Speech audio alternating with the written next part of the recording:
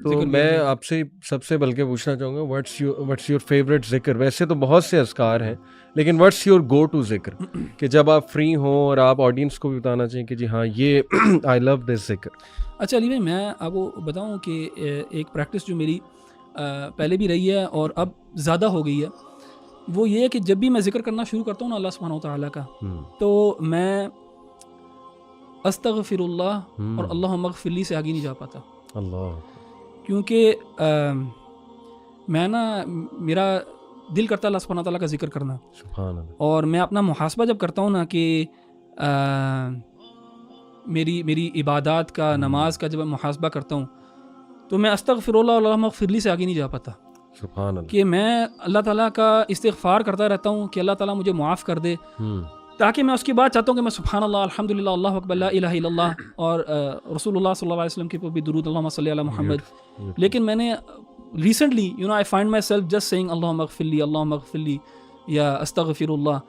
تو پرسنلی آج کل جو ہے نا، اگر میرا ذکر جو سب سے زیادہ یہ ہے تو وہ یہی والا ہے، اور وہ میری پرسنل جو اسٹیٹ ہے آج کل جس میں میں اپنے آپ کو پاتا ہوں اس وجہ سے. اینڈ اکارڈنگ ٹو حدیث جو کثرت سے استغفار کرے گا اللہ اس کے تمام جو ہے وہ. ابن تیمیہ رحمہ اللہ سے کسی نے پوچھا نا کہ اللہ کی تحمید زیادہ بہتر ہے کہ استغفار زیادہ، تو آپ نے اس کی بڑی پیاری مثال دی. آپ نے کہا کہ جب آپ نے کسی کو کسی جگہ پہ پرفیوم لگانا ہو کسی کپڑے کو، تو سب سے پہلے you have to wash it. So اس کی پرفیوم تو تحمید اللہ کی تو وہ ایک خوشبو ہے، اور آپ کی گندگی جب تک صاف نہیں ہوگی تو سبحان اللہ، یعنی استغفار کئی دفعہ پریسیڈنس رکھتا ہے اوور سبحان اللہ. Amazing example. اچھا، while I agree with what Ahmed بھائی نے کہا ہے، لیکن آن دا کنٹریری اگر آپ دعا دیکھیں یونس علیہ السلام کی، تو اس میں آپ کو ایک دوسری پکچر ملتی ہے. میرے لیے پرسنلی جو ہے نا، حوقلہ جس کو کہا جاتا ہے، لا حول ولا قوت الا باللہ، یہ بہت امپاورنگ، مجھے بہت امپاورنگ دعا لگتی ہے، کیونکہ اس میں جو ہے نا وہ اس بات ہے اللہ تعالیٰ کی طاقت اور قدرت کا.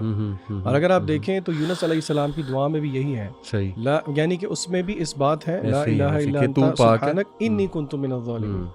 تو میری گو ٹو پرسنلی، اور کیونکہ حدیث میں آیا بھی ہے کہ عرش کے خزانوں میں سے ایک خزانہ ہے، تو اور ہم نے علماء کو کہتے ہوئے سنا بھی ہے کہ if you want to see miracles happening, یہ کسی حدیث میں نہیں ہے، تو ٹرائی لا حول ولا قوت الا باللہ 100 دفعہ نہیں، وہ کہتے ہیں 500، 1000، 1500، 2000 دفعہ کر کے دیکھیں تو صحیح، پھر دیکھیں کہ آپ کی زندگی میں کیا جو ہے نا معجزے ہوتے ہیں. میں ایک اور ورس کوٹ کرنا چاہوں گا سورہ البقرہ کی. یہ ایکچولی ورس مجھے بہت ہیلپ کرتی تھی جب میں نیا دین میں آیا تھا، اینڈ دیٹ از سورہ البقرہ ورس 208. اعوذ باللہ من الشیطان الرجیم. یا ایھا الذین آمنوا ادخلوا فی السلم کافۃ ولا تتبعوا خطوات الشیطان. کہ اے لوگوں جو ایمان لائے ہو، دین میں پورے کے پورے داخل ہو، جو اسلام میں پورے کے پورے داخل ہو گئے. تو دیکھیں بنی اسرائیل سے غلطی یہ ہوئی تھی کہ کچھ چیزیں اپنی مرضی کی لے لیں، اور جو چیزیں اپنے کلچر یا مرضی کے خلاف جا رہی تھیں انہیں جو ہے وہ ترک کر دیا. تو آئی تھنک کہ یہ بہت بڑا جرم ہے، اور یہ انفیکٹ ناشکری کی ایک شکل ہے کہ وہ شکر نہیں کر رہے کہ اللہ کے ہر حکم میں خیر ہے. تو پورا کا پورا اس خیر کو اڈاپٹ کرنا چاہیے نا، تاکہ آپ کی زندگیوں میں جو مسائل چل رہے ہیں اس میں آپ کو سلوشن ملے. دوسرا یہ کہ دیکھیں اللہ نے یہ نہیں کہا شیطان کو فالو نہ کرو، اللہ نے کہا ہے کہ اس کے فٹ سٹیپس کو بھی فالو نہ کرو. تو we should be very we should take care of it a lot کہ شیطان طرح سے ہر بندے پہ اٹیک کرتا ہے. اس کے پاس ہر ایک کی اسٹریٹجی ہے. اس کے پاس ایک دیندار بندے کو گمراہ کرنے کی اسٹریٹجی ہے، جیسے کل آپ نے مینشن کیا تھا کہ علماء کو کہاں سے پکڑتا ہے، ٹھیک ہے، اس طرح پریکٹسنگ بندے کو کہاں سے پکڑتا ہے. So we should be very careful کہ شیطان کے فٹ سٹیپس یعنی اسے موقع بھی نہ دیا جائے. اگر ینگسٹرز کے کانٹیکس میں بات کروں تو دیکھیں it all starts with chatting with opposite gender, اور اس کے بعد معاملہ بڑھتے وہ کس گناہ تک چلا جاتا ہے. سو آئی تھنک کہ اس آیت پہ بھی پونڈر کرنے کی بہت ضرورت ہے. آپ کی اس بات سے مجھے بڑا اچھا پوائنٹ پتہ چلا کہ ادخلوا فی السلم کافہ کا مطلب یہ کہ اگر آپ نے اسلام سے بینیفٹس اٹھانے نا، تو take it Islam as a whole package, ایک پورے پیکج کے طور پہ لو.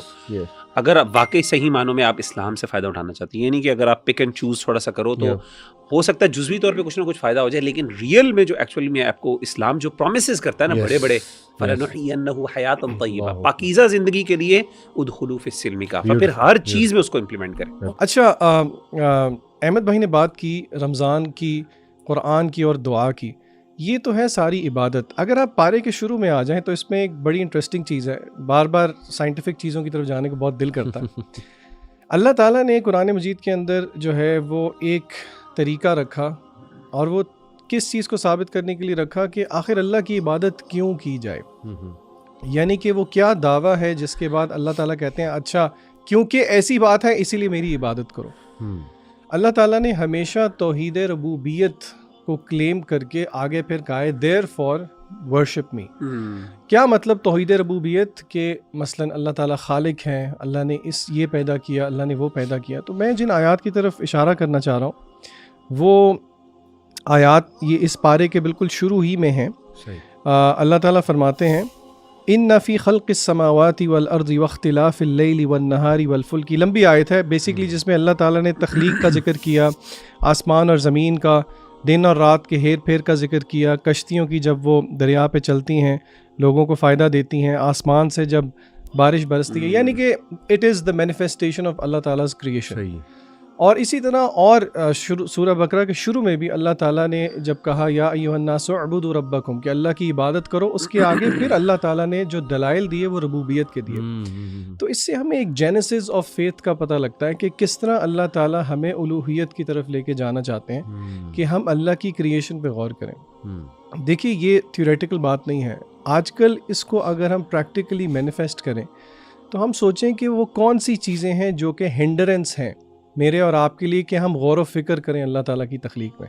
آپ کو یاد ہوگا پچھلے سال ہم ایک ٹرپ پہ گئے تھے سب اکٹھے، اور اس ٹرپ پہ ہم نے کیا کیا تھا، ڈیجیٹل ڈی ٹاکس کیا تھا، اور ہم نے رات کو بیٹھ کے سب نے لیٹ کے آپ کو یاد ہوگا آسمان کی طرف کوئی گھنٹہ 1.5 گھنٹہ جو ہے وہ تاروں کو آبزرو کیا تھا، سورہ ملک سنتے، اور ہم سب نے ایگری کیا تھا کہ اس طرح ٹائم نکال کے اللہ کی کریشن کو شاید ہی ہم کبھی آبزرو کرتے ہیں۔ بالکل صحیح۔ تو ہم اپنے بہن بھائیوں کو یہ مشورہ ضرور دیں گے کہ آپ کبھی نہ کبھی اپنے آپ کو تھوڑا سا کٹ آف کر کے اس پہ غور و فکر ضرور کریں، کیونکہ اللہ تعالیٰ نے اس کو دلیل بنایا ہے اپنی الوہیت کے لیے۔ تو I think this is very empowering. ویسے یہ جو ربوبیت آپ نے بات کی، اٹس اے بیوٹیفل کانسیپٹ، اس کو اگر تھوڑا سا اور ہم آڈینس کے لیے ایکسپلین کر دیں تو بڑا امپاورنگ ہوگا کہ ایگزیکٹلی توحید ربوبیہ میں کیا کیا جو ہے وہ آتا ہے۔ میرے خیال سے شیخ مغیرہ سے میں ریکویسٹ کروں گا کہ آپ ربوبیت پہ تھوڑا سا ذرا ایلیبوریٹ کر دیں پلیز۔